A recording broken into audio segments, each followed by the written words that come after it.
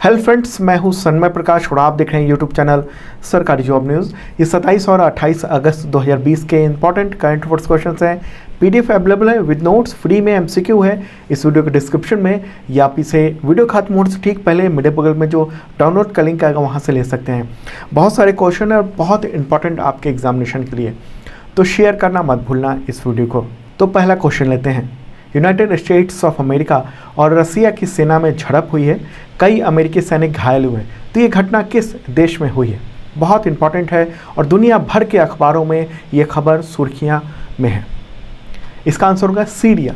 देखिए, दुनिया की दो जो महाशक्ति है अमेरिका और रूस, उसके सैनिकों के बीच में ये झड़प हुई है पूर्वी सीरिया में। सीरिया का जो पूर्वी हिस्सा है वहाँ पर अमेरिकी सेंट्रल कमांड ने एक बयान जारी किया है और कहा है कि ये घटना 25 अगस्त की सुबह 10 बजे की है और इस घटना की वजह से अमेरिका और रूस के बीच में टेंशन बढ़ गया है। दोनों देशों की जो सेना है वो एक दूसरे पर आक्रामक होने का आरोप लगा रही है। कैसे हुई घटना?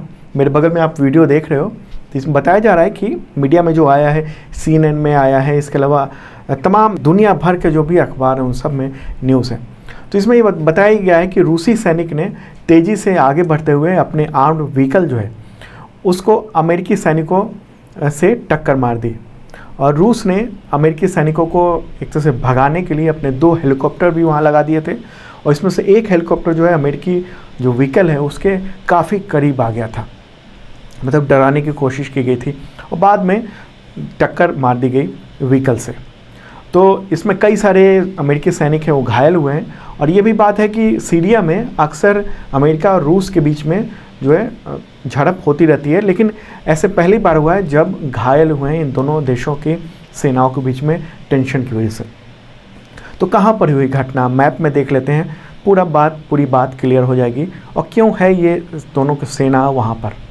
देखिए, आप मेरे बगल में देख रहे हो वर्ल्ड मैप है और सामने प्यारा भारत है। यहाँ से जब पाकिस्तान होते हुए ईरान, इराक और फिर आगे बढ़ेंगे तो ये रहा सीरिया। ठीक है, इसकी सीमा किस किस देशों से लगती है? तुर्की, लेबनान, इजराइल और जॉर्डन से। कैपिटल का क्या है? दशमिक। और सबसे बड़ा शहर कौन सा है? अलेप्पो। भाषा कौन कौन सी यहाँ पर यूज़ होती है? अरबी, इंग्लिश और फ्रेंच। ये एशियाई कॉन्टिनेंट में ही है, एशियाई महादेश में ही ये देश है। तो एक सवाल उठता है ये क्लियर होने के लिए कि सीरिया में आखिर अमेरिका और रूस की सेना क्या कर रही है। तो आपको बता दूं, मुझे लगता है कुछ लोगों को पता होगा, लेकिन ये बात बहुत इंपॉर्टेंट है तमाम एग्जामिनेशन के लिए, खासतौर पर जो यूपीएससी की एग्जामिनेशन की तैयारी कर रहे हैं और पीसीएस का जो एग्जामिनेशन है उसकी तैयारी कर रहे हैं उनको तो ये समझना चाहिए और बाकी जो एसएससी, आईपीएस उन सब के लिए भी इम्पॉर्टेंट है। तो देखिए, सीरिया में अभी गृह युद्ध चल रहा है, आप कहें तो पिछले 1 दशक से चल रहा है। गृह युद्ध मतलब सिविल वार, मतलब देश में ही वहाँ की जनता के अलग अलग समूह है और कुछ लोग सत्ता बदलने के लिए हिंसक काम कर रहे हैं, वार कर रहे हैं, लड़ाई कर रहे हैं। सीरिया के प्रेसिडेंट हैं बशर अल असद और जो विद्रोही गुट है वो बशर अल असद को 2011 से ही सत्ता से हटाना चाहता है और विद्रोही जो हैं उनका एक फोर्स है, उसका नाम है सीरियन डेमोक्रेटिक फोर्स। तो उसका साथ अमेरिका दे रहा है और शुरू में ही हथियार दिए थे, शुरुआत में 2011 में, और बाद में वक्त के साथ साथ अपनी फ़ौज अमेरिका ने वहाँ पर तैनात कर दी थी। और इसके बाद हालात ये हुए कि 2015 में विद्रोहियों ने अमेरिका की मदद से सीरिया के ज़्यादातर हिस्से पर कब्जा कर लिया था और ऐसा लगा कि प्रेसिडेंट बशर अल असद अब हटा दिए जाएंगे। अमेरिका ने यह भी सोचा कि अब तख्ता पलट हो जाएगा, बशर अल असद हटा दिए जाएंगे, लेकिन उसी वक्त रूस की एंट्री हो गई। बशर अल असद ने रूस से मदद मांगी और फिर वहाँ पर रूसी सेना तैनात कर दी गई और अमेरिका जहाँ असद के विद्रोहियों को हथियार दे रहा था, आर्थिक मदद पहुँचा रहा था, वहीं रूस ने क्या किया कि असद के जो विद्रोही थे उन पर बम बरसाकर खुलेआम अमेरिका को चुनौती दे दी थी। ये 2015 की बात है और रूस ने इतने बम बरसाए कि अब सीरिया के ज़्यादातर शहरों में आप जो रेड कलर का देख रहे हो वहाँ पर जो है वो अब प्रेसिडेंट बशर अल असद की सेना का कब्जा हो गया। पहले वो काफ़ी मतलब सिमट गया था, वहाँ की सरकार है उसका इलाका बहुत सिमट गया था, लेकिन अब रूस की वजह से वो काफ़ी आगे बढ़ गया। ईरान ने भी सीरिया की मदद की और अमेरिका बैकफुट पे आ गया और आपको बता दूं कि पिछले 7 साल में सीरिया में 5 लाख से ज़्यादा लोग एक सिविल वार में मारे जा चुके हैं। अच्छा, थोड़ा और बताऊं, इस बीच क्या हुआ कि सीरिया में IS का दबदबा बढ़ गया था, इस्लामिक स्टेट, और रक्का में गढ़ बना लिया था। वहाँ का एक शहर है, वो रेड लाइन के ठीक ऊपर में है, रक्का एक शहर है। तो उसके बाद क्या हुआ कि अमेरिका को रूस से सहमति बनानी पड़ी कि ऐसा करते हैं, पहले IS को ख़त्म कर लेते हैं, फिर बाद में देख लेंगे सीरिया का मामला। तो 2015 में ऐसा पहली बार हुआ था जब एक तरह से रूस के सामने अमेरिका जो है झुका, और अमेरिका ने फ़िलहाल असद की तुरंत विदाई की जो उसकी जिद थी कि वो हटा दिया जाए, उस पर अलग हो गया। ठीक है, उसके बाद फिर IS ख़त्म हो गया, ये सब कुछ हो गया।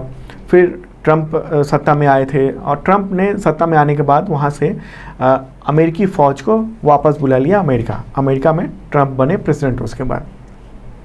और अब जो है मात्र 500 के आसपास अमेरिकी सैनिक उत्तर सीरिया में हैं, और ऐसे इलाके में है जहाँ पर तेल का संसाधन है, और अक्सर अमेरिकी सेना है और उसके साथ सीरियन डेमोक्रेटिक फोर्स के जवान रहते हैं, और उधर रूस की सेना, दोनों सेनाएं जो हैं आपस में उसके बीच टेंशन रहता है। वहाँ पर अक्सर आमना सामना होता रहता है, लेकिन पहली बार है जब अमेरिकी सैनिक घायल हो गए। और अमेरिका ने ये कहा है कि रूसी सेना का जो रवैया है वो अमेरिका और रूस के बीच जो संघर्ष रोकने के लिए जो प्रोटोकॉल बनाया हुआ था उसका उल्लंघन है। दिसंबर 2019 में अमेरिका और रूस ने एक प्रोटोकॉल बनाया था कि अक्सर दोनों की सेनाएं जो है आमने सामने आ जाती थी, टकराव की स्थिति होती थी, तो उसको रोकने के लिए जैसे इंडिया और चाइना ने जो LAC पर जो एक प्रोटोकॉल बनाया हुआ था कि हम दोनों की सेनाएं जब आमने सामने आएंगी तो दोनों सेनाएं पीछे हट जाएंगी, ऐसा ही वहाँ पर था अमेरिका में भी। ठीक है, लेकिन अमेरिका का कहना है कि रूस ने इस प्रोटोकॉल का उल्लंघन किया है, और रूस जो है वो तनाव को भड़काना चाहता है, लेकिन अमेरिका का कहना है कि हम नहीं तनाव भड़काना चाहते हैं, और इस वजह से वहाँ से हम पीछे हट गए उस इलाके टेंशन के बाद। हालांकि ये भी कहा जा रहा है कि ये जो घटना है पूर्वी सीरिया के ऐसे इलाके में हुई है जहाँ पर रूसी सैनिकों को नहीं होना चाहिए था। टेंशन कम करने के लिए वो दोनों सेनाएं पीछे तो हटी हैं। ठीक है, इधर रूस का क्या कहना है? रूस का कहना है कि उसके जो सैनिक है, उसका काफिला जा रहा था, उसकी पहली इन्फॉर्मेशन अमेरिका को दे दी गई थी, लेकिन जानबूझकर अमेरिकी फ़ौज वहाँ पर आ गई थी। तो एक टेंशन का माहौल चल रहा है। पेंटागन ने भी काफ़ी बयान दिए हैं इस मामले में, रूस ने भी बयान दिए हैं, दोनों के बीच में। पेंटागन क्या है? अमेरिका का जो सैन्य मुख्यालय है उसको पेंटागन कहते हैं। ठीक है, तो अमेरिका और रूस के बीच में इस पर काफ़ी टेंशन चल रहा है इस वक्त।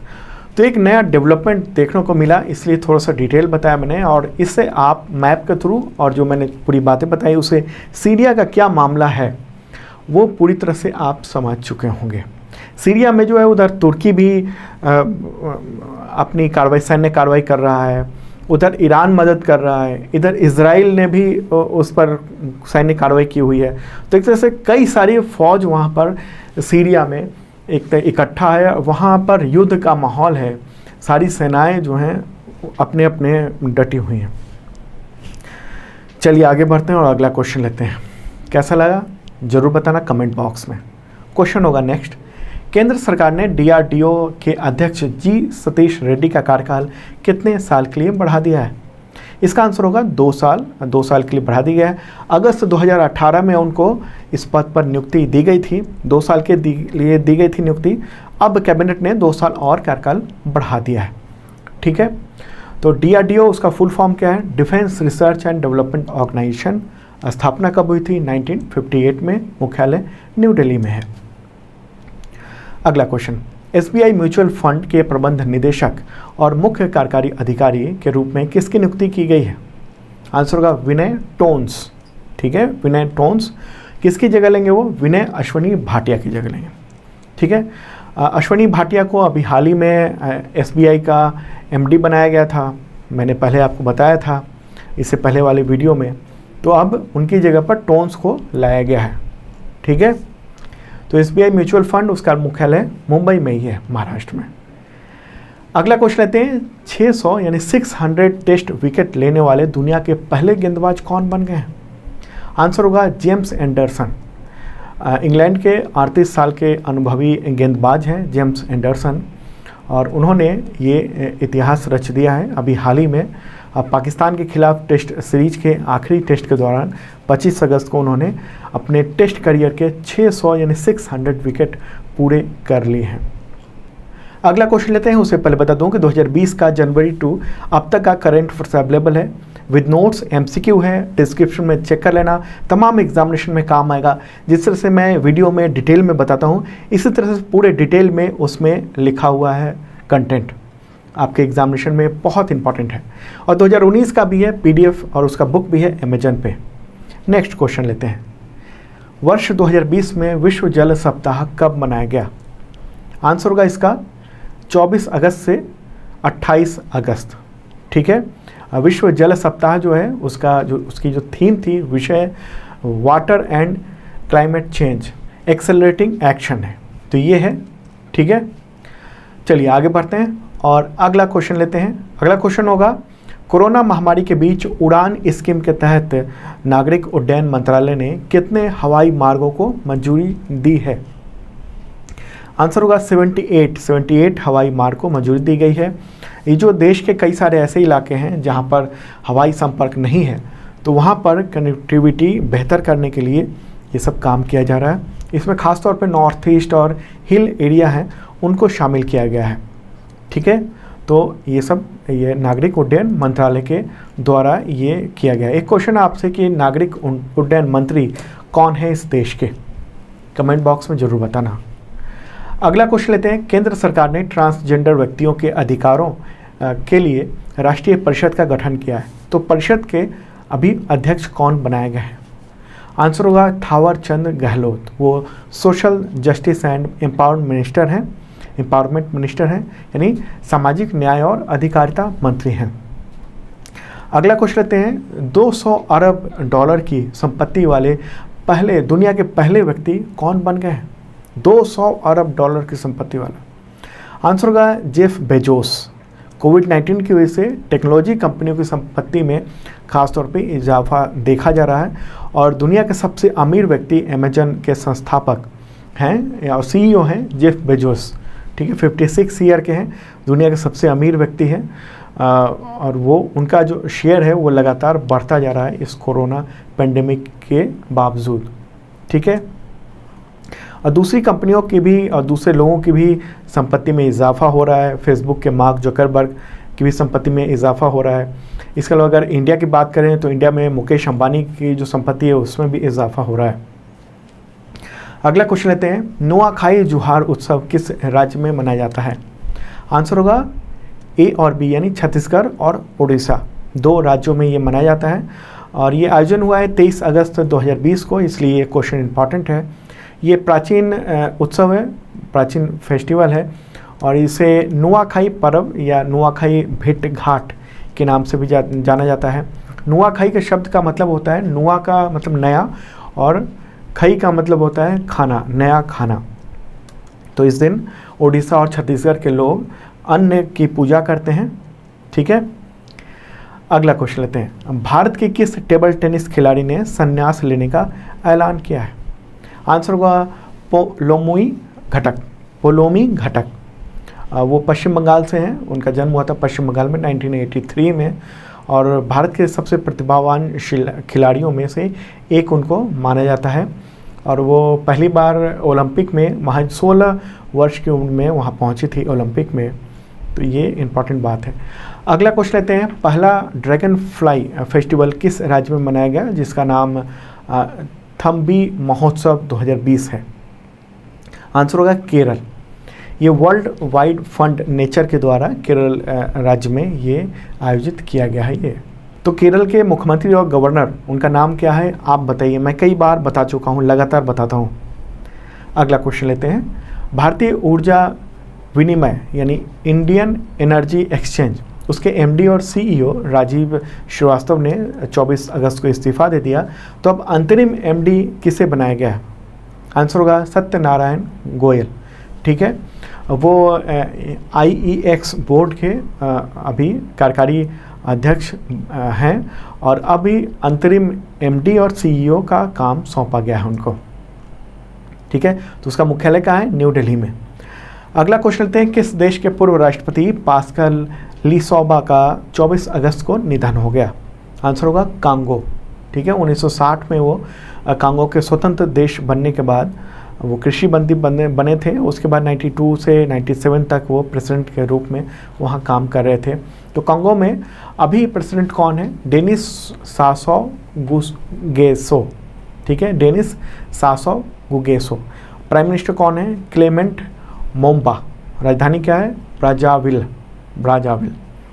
अगला क्वेश्चन लेते हैं, अंतर्राष्ट्रीय बुकर पुरस्कार जीतने वाली सबसे कम उम्र की लेखक कौन बन गई हैं? आंसर होगा मारिके लुकास रिजनेवेल्ड। 29 ईयर की लेखिका है, नीदरलैंड की। तो दोस्तों ये था इंपॉर्टेंट करंट अफेयर्स। कैसा लगा जरूर बताना। PDF अवेलेबल हो गया है मेरे बगल में, तो डाउनलोड कर सकते हैं, या आप इसे वीडियो के डिस्क्रिप्शन में से भी डाउनलोड कर सकते हैं। वहाँ और भी PDF अवेलेबल है। और हाँ, जिन लोगों ने सब्सक्राइब नहीं किया है प्लीज़ ज़रूर करना, और बेल आइकन दबाना मत भूलना ताकि नोटिफिकेशन आपको वक्त पे मिल सके।